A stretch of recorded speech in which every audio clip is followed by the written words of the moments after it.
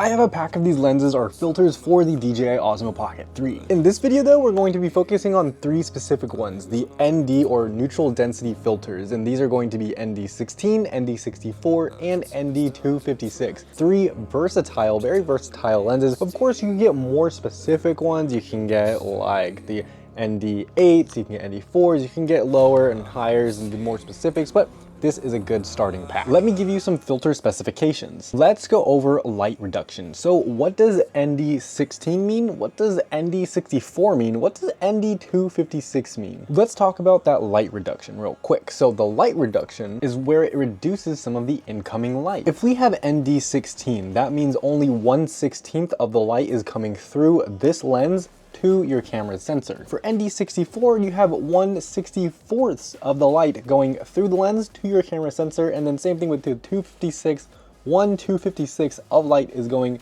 through the lens hitting your camera sensor. You can think of it like kind of like tint for a car. All right, maybe someone else can help me in the comments below. I'm not too familiar with like stops of light. I think those are called like f-stops, but ND16 that has 4 stops, ND64 has 6 stops, and then ND256 has 8 stops of light. Someone help me out in the comments.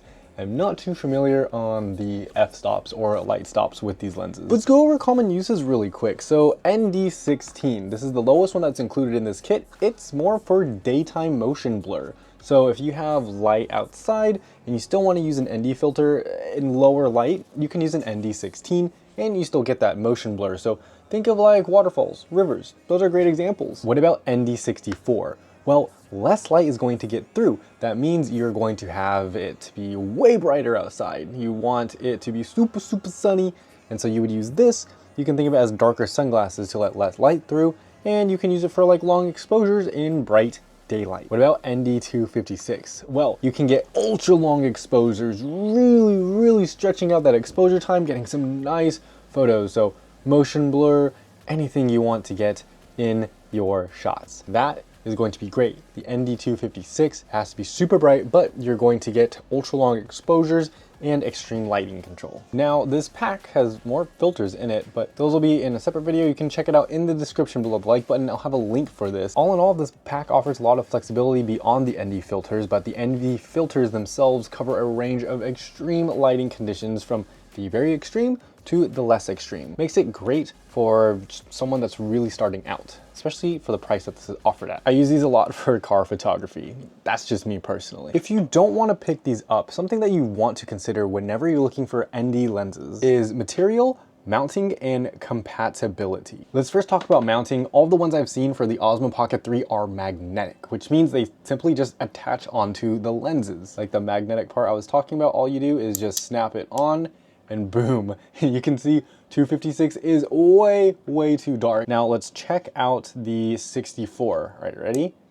You can see that you can still see me a little bit, but it makes everything a little bit darker. That magnetic, it holds it really strong, so you don't really have to worry about losing it falling or anything like that. The magnet is super strong, but on the sides, I don't know if you can see it, it has like a little groove, and the little groove helps you pull it off. Again, the strong magnet really helps it stick on, like that.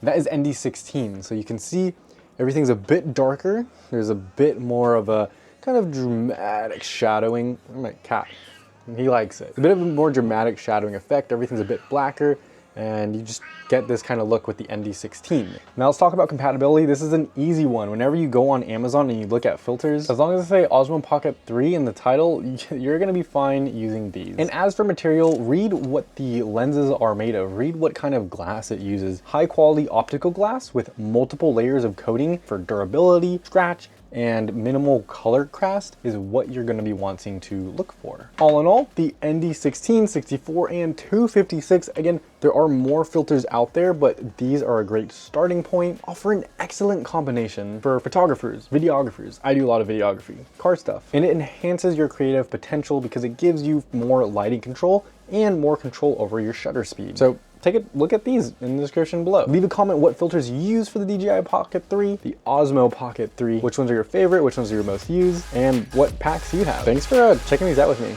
All right, later y'all.